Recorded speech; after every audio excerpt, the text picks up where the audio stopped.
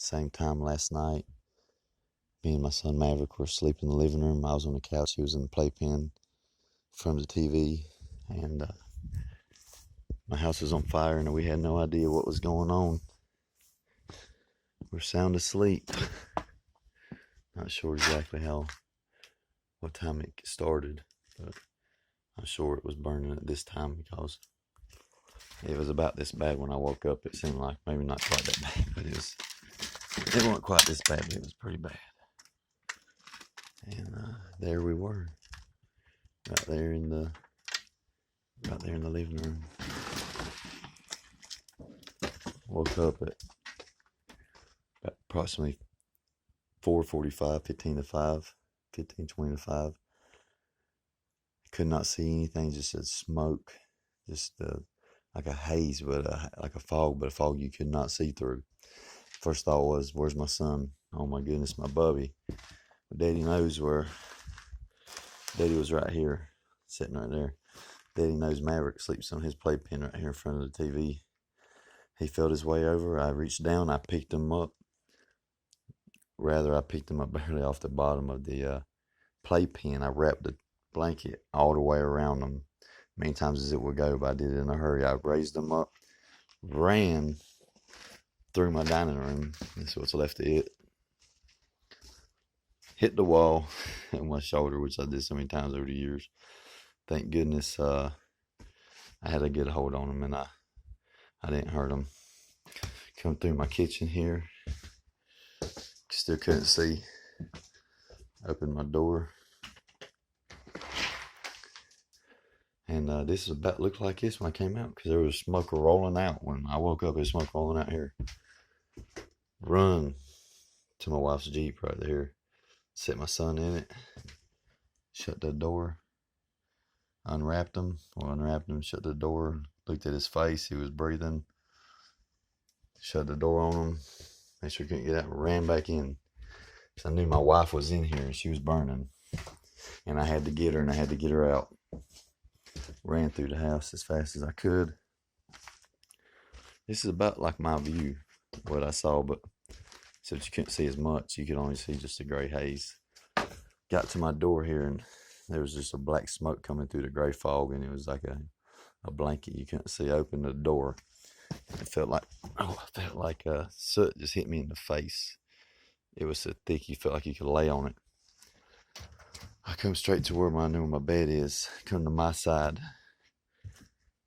I started smacking across the blankets, or smacking across the bed rather, on the blanket with my hands. Reached over about as far as I could, and it was just a heat coming from here that you just couldn't imagine. It stopped me like a wall, and I just tried so hard, and I ran out. So I had to run back through the house the way that I knew to was unlocked my front door. There's got 2 locks on it. It's hard to get out during the day, so I went the path I've been going my whole life. I went all the way back through here. No vision. Couldn't see anything at all. But I've lived here my whole life, thank God. Made it outside. When I made it outside, I turned around and looked, and it was just burning so much stronger. So much stronger. Oh. It was burning so much stronger than what it was. I just stepped back, not quite as far because this is about where the Jeep was at. I breathed. I took back off. So here we go. I believe the door's still open. I ran through. This time it was noticeably thicker. The smoke was noticeably thicker. Made it through here in the living room, the bedroom, and there was a heat coming at this point in time that you just cannot imagine.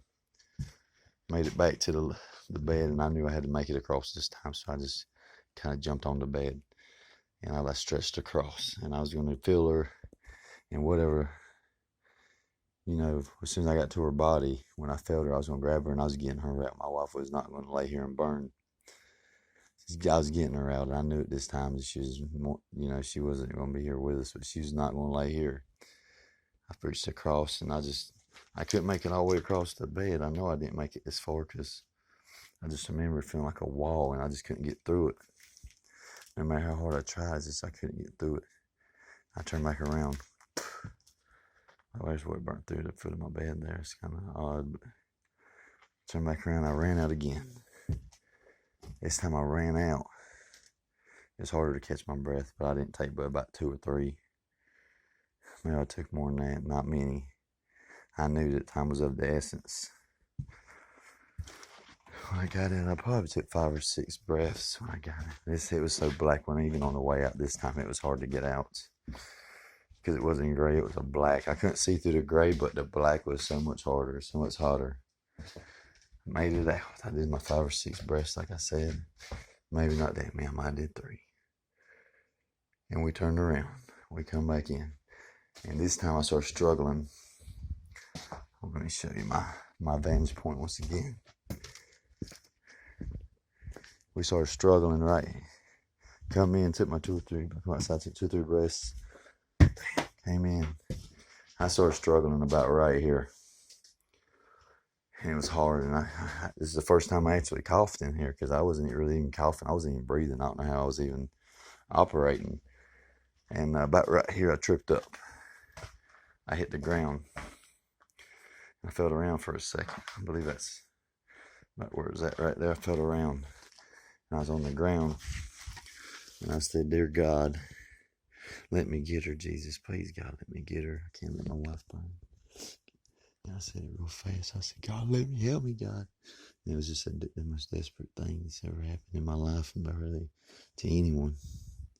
And I got up and I'm going to get her because I'm not giving up on my wife. I don't care if I stay here with her. I'm not going to leaving her without her. And I took a couple of steps and I fell again. And then I knew I had to get out. I had to get out there. I was still concerned about my son, and I just had to get out if I could make it. Came through, staggered, maybe a time or 2, hit the ground, got back up, and I remember thinking I wasn't going to make it. Someone at this doorway right here had some issues, and I just didn't think I was going to make it back out. And I did make it out the door. I made it out the door. When I did, I stepped back and I looked around, and I knew that she was gone. But the Jeep was parked here at the time. I knew my Bubby was okay. My Maverick, I felt like he was okay. I looked out through the window, and he was just standing on a seat. He was fine.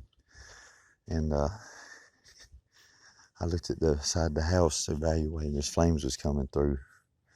Flames was coming through the house there. Let's see if we can. I didn't go all the way up there, but as you imagine, it was pretty easy to see. So the flames was coming through the house. I didn't know what to do. I turned around. I said, "My mom would help me." So I came out here. I came out to my mother and her husband, Danny. He's a good man. Came out to their building. Bam, bam, bam. I know they were scared to death. I said, "Help me." I said, "Now." I said, "Get out here. Come on. Call 911. Call 911. 911. I just kept out saying 911. And he says, "Is Lauren in there?" I said, "Is the Maverick in there?" I said, "No, he's not in there. I got him out." And he says, "Lauren in there?" I said, "Yes, she is. She's in there." And he said, "Oh, God." My mama went to go in the front door, and I knew that wasn't going to happen. She wasn't going to make it. And I heard him coughing, and Danny ran with her, and he helped her. Ran down here, and they joined me shortly. And there's the bedroom, and there's where the air conditioner was at there. Yeah, there's where the air conditioner was at, right there. And there was flames coming out just around the air conditioner, around the side, and just a little, just a little flames. I mean, there's just flames coming out from there, a little bit from right here. And I looked at Danny. I said, "Danny, what do I do? How can I help her?" I said, "We got to get her, man." He just froze up a little. I said, "We got to get her. We got to get her now. My wife is in there."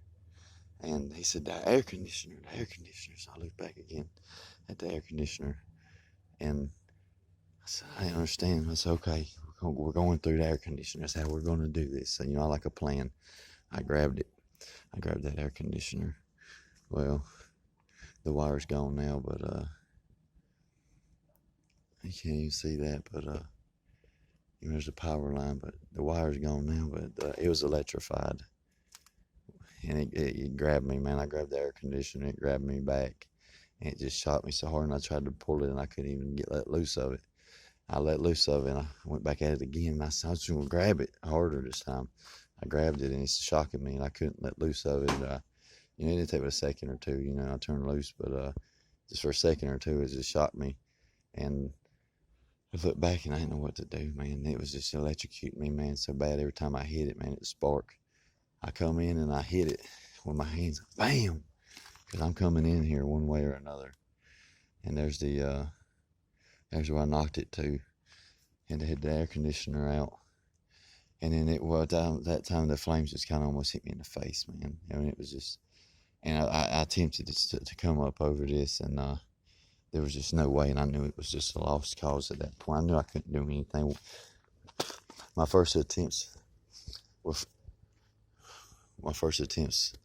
failures, and my second plan was a failure. But I got a neighbor right down the hill there that loves us, and he loves Lauren, and I knew he'd help. So we made it down there. Me and myself, that is, I ran as hard as I could, and my feet were hurting so bad where the carpet was melted in the bedroom. I banging on the door, bang, bang, bang, bang, 911, call 911, call 911, please hurry, call 911, Lauren's in the house. It was just, it was something else. I'll never forget. But I ran down. This whole process went pretty fast.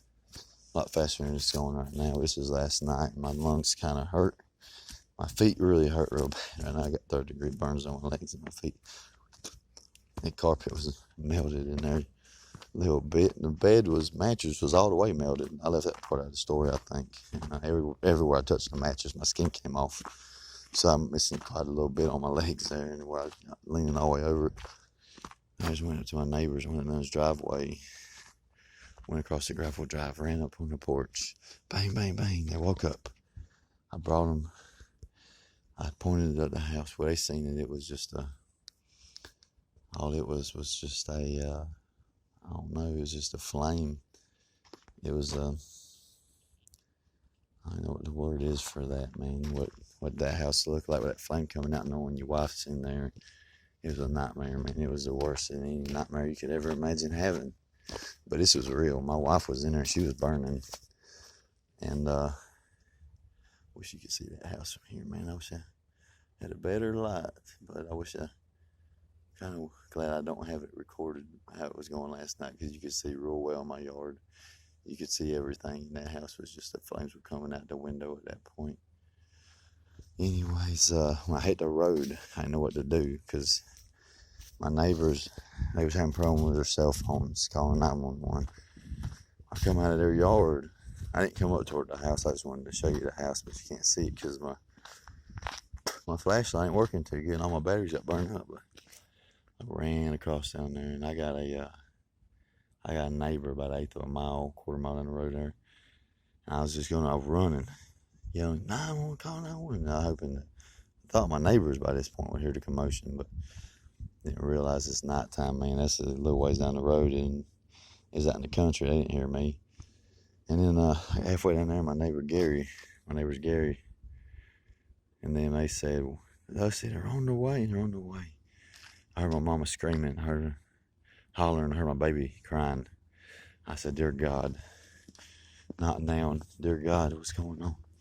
And I heard Danny yelling, Lisa, because my mama went back in. She tried to go back in. At this point, my mother went in the house again for Lauren, because she was not going to give up on her.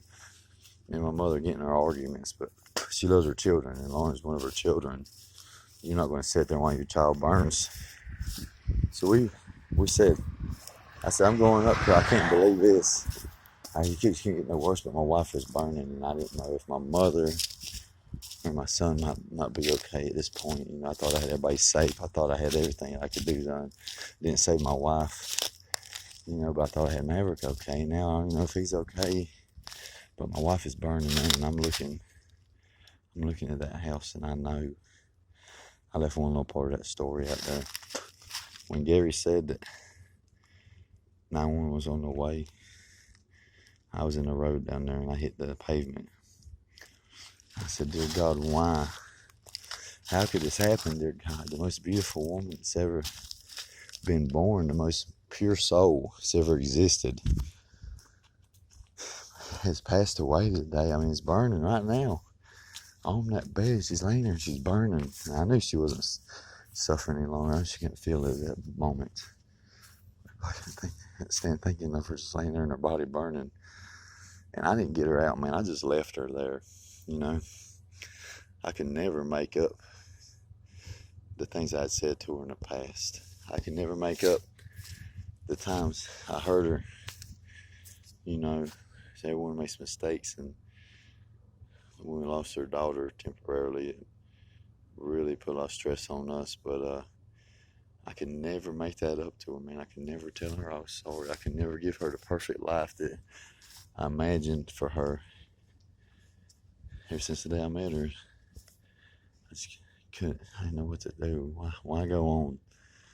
I got a son up there in the Jeep, and I know I have to be here for him, but I don't want to be here, dear God. I want to be here without that woman. You know, why? How did this happen, man? How did this happen? You're the most perfect person. And about that time, somebody called her Dusty real loud. I turned around. He said, Dusty, Lauren's not here. She's out of town. She's staying out of town. I said, do what? Yes, she's staying. I said, you sure? They said, yes, well, call her now. Call her now. And I gave him the number. I remember the number. I said, call her now. She made sure I remembered that number when I talked to her, because just in case I needed to get a hold of her for the baby. She said, call her now. Call her now. Calm down, Dusty. Call her now. I'm standing here. I'm still thinking my wife's burning, maybe. And I didn't know.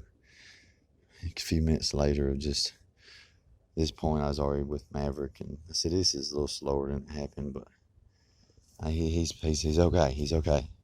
Oh, I shut the door, and he's not even really crying, man. I gave him his bottle, and he was just fine, man. Praise God. Praise God, Bubby. My Bubby sleeps with his face on the ground and his booty in the air, and the diapers are thick, and the air's fresh down low, because my Maverick is just perfect. And I know he's perfect. I know he's never going to see his mommy again, because his mommy's not here with us. And but they said, yeah, she's okay. And I said, thank God. I got another chance to make things up to her, man. That house don't mean nothing to me. That house means nothing at all. Everyone's okay. Maybe that's why Madison's not here with us, because I know she wants to be here with her daddy. Only daddy she says she ever had. I know she wants to be here with me, and I want to be with Madison. I know that's why Lauren, I didn't like her being out of town. I know that's why she was where she was at, because I couldn't get but one out. And I got my Maverick out, and I got him out, and he does not even got a mark. We took him down there, and they did a full checkup on him, and they went in back, did a full physical, and they said he's perfect health. They said, this youngin is healthy. You take care of this boy, don't you? I said, yes, I do. They said, it shows. I said, good. Thank you, Lord. My little Bubby's all right, man. He's not got any sort of issues from the smoke. He made so low there, and I wrapped him up so good with that blanket before I raised him up high off the ground. My little Bubby, he's perfectly fine. He's going to be okay. He's going to have that chance of that good life. And anyway, here's what the house looks like after they got it out. This is 19 minutes into it. At this moment, from the time I started talking to y'all, when I woke up, the fire's already put out. It's out there. We're smoldering everywhere, because it was burning good, probably 20-minute mark after I woke up, but then it was out because Mount Vernon Rescue Fire Department, Volunteer Rescue Fire Department. Does a good job. I'm telling you, guys are good what they do. All the volunteers, thank you guys. You know, y'all really helped out a lot, man. Especially that guy who's at the top of the Jeep. You know who you are. You helped me with my son. There's a couple guys, I think they were paid. Maybe they were police officers. Maybe they were, I don't know who. Maybe they were from a different county. I'd say they were probably from a different county. They didn't seem too concerned with helping me with my son, giving him nothing to drink or nothing. But I tell you what, them boys from Ruffton, they really, from Mount Vernon, they really helped me with my son. Thank you guys. God bless y'all. But I said it's probably out this time, but there's the foot of my bed, head of my bed. There's where my wife was laying. I thought I never could get over there, and I know I was never going to forgive myself for it. But anyways, can't sleep. My wife and my son's asleep right now. We've been busy getting things we need and all that stuff. We've been busy with different stuff, you know. Here's some things in my daughter Madison's that was in her room. Her new room I just finished for her. She never got to see or stay in. You know, all I needed, I was gonna put some more paint on the wall in there, but it was done. You can see Madison's room, the room she always wanted. Don't look like too much of a room now, but everything in there is brand new. That's the dresser my wife was restoring for her, but there's a trim. Walls were painted, trim put up, and she was done, man. We were just painting, doing some touch-up paint and stuff. And anyway, she'll never see that room. That's all right. God's got a plan for everything. He didn't want us in this house. I had a brother pass away in this house, and the Lord didn't want any more of us, anything else happening here. So this right here happened, and he put Madison with some people that could do for her until she could come back to her home. And he put my wife out of town, and he left my son here with me because he knows Daddy. Lord knows Daddy's gonna take care of his babies and his wife in an emergency situation. That's the only time I've ever been good at, is emergencies. Very good at extreme situations. I've always been a good protector. But if you guys have anything at all you can help with, $5. Like I was telling, we were raising some money recently for a friend of ours that was in Cleveland County. Needed to come home, didn't have the money, and I tried to tell her friends, you know, $5. Hey man, $5 here, $10 there. You know, we got 15 here. Throw 20 on there. You know, we got 35. Hey, we getting closer, son. But they didn't seem to understand that. But guys, $5 is $5. Red Cross helped us a lot. You know, that's what we got now. But you see, here's my washer room, my back porch, and so we got a couple towels there. I think we can salvage right there. And to be honest with you, I don't think I want any memories out of this house, but not too good to use towel now. These towels look pretty good. We got a couple towels. My son Maverick's got all of his stuffed animals. I took them all out. Take them to the washer or take them in washed. I gotta keep my baby's stuff washed. I don't like him touching no filthy anything. But that's all we got right there. I got a pair of shorts. I made it out with a pair of shorts.